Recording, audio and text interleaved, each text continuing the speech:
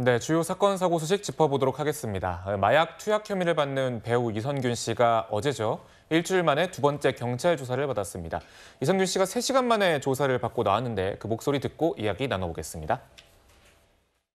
먼저 이런 불미스러운 일에 연루되어서 많은 분들께 큰 실망감을 드린 점 진심으로 사과드립니다. 죄송합니다. 지금 이 순간 너무 힘든 고통을 감내하고 있는 가족들에게 미안한 마음입니다. 다시 한번 모든 분들에게 진심으로 사과드립니다. 성실하게 조사에 임하겠습니다. 죄송합니다. 1차 진술 거부하셨는데 오늘은 입장을 밝히셨나요? 1차 거부 아니었고요. 오늘 모든 질문과 조사에 성실하고 솔직하게 다 말씀드렸습니다. 마약 투약은 전혀 없었다라는 입장이실까요? 그것도 다 솔직하게 말씀드렸습니다. 국가수 정밀검사에서 음성이 나왔는데 그거에 대해서는 어떤 입장이십니까? 관계없이 다 사실대로 솔직하게 말씀드렸습니다. 오늘 조금 조사가 길었는데 특별하게 좀 어떤 얘기가 나누셨나요? 오늘 질문에 다 대답. 네, 지금 현재 3시간 만에 조사를 받고 나오는 모습을 보셨는데 어쨌거나 본인은 솔직하게 말했다라고 얘기했는데 좀 구체적으로 어떤 진술을 했다고 하나요? 일단 이선균 씨가 받고 있는 혐의는 크게 두 가지입니다. 일단 유흥업소 그 실장이라는 A 씨 집에서 마약 투약을 함께 했느냐, 마약 투약 여부였고요. 두 번째는 왜 그 3억 5천만 원이나 되는 거금을 A 씨에게 송금해 줬느냐, 어떤 협박을 받은 것이냐, 어떤 속사정이 있는 것이냐, 이거에 대해서 이 경찰의 조사가 집중됐을 것으로 보이는데요. 이선균 씨는 뭐 속 시원히 얘기는 하지 않았습니다만 있는 사실 그대로 진술했다라고 한 것으로 보여서 앞으로 경찰의 어떤 중간 수사 결과 발표를 통해서 마약 투약 여부 그리고 3억 5천만 원 송금에 대한 이유 이런 것들이 밝혀지지 않을까 이렇게 예상이 됩니다.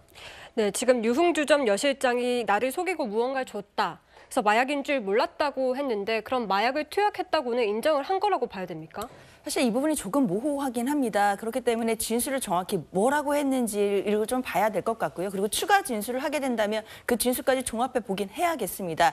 다만 이 부분에 대해서 마약 투약 혐의는 인정하지만 고의성은 부인하는 것이 아니냐라는 분석들도 나오고 있는데요.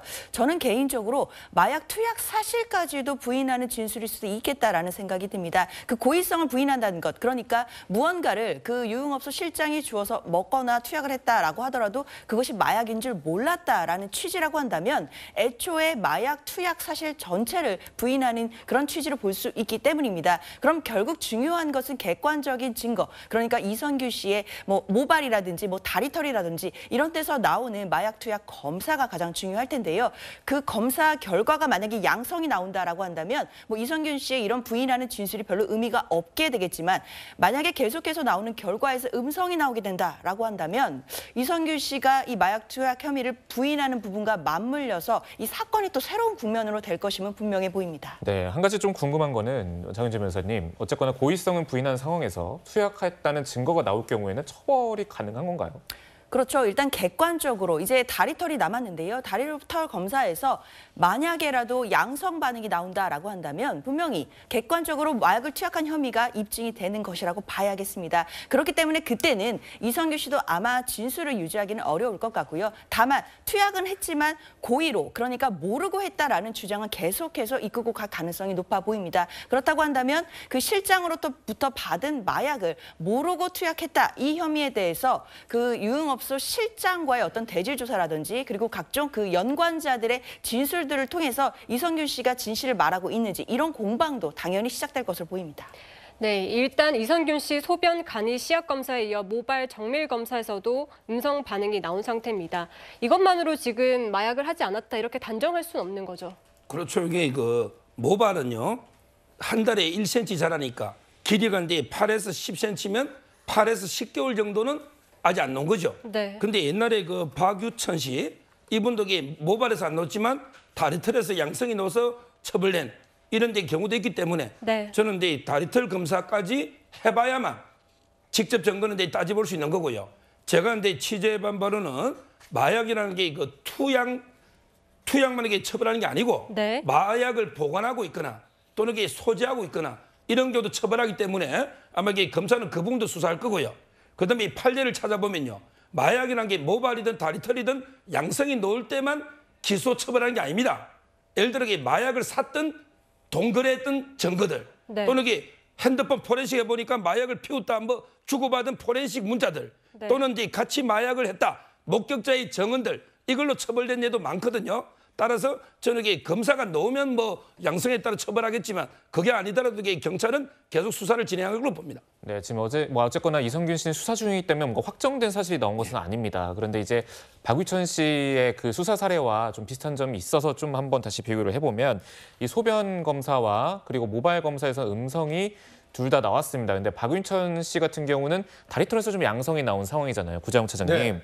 이게 모발에서는 음성인데 다리털에서 양성이 나왔어요. 박윤천 씨 사례에서는. 네. 이게 털이 자라는 속도가 좀 다르거나 좀 다른 차이점이 있어서 그런 겁니까? 그렇습니다.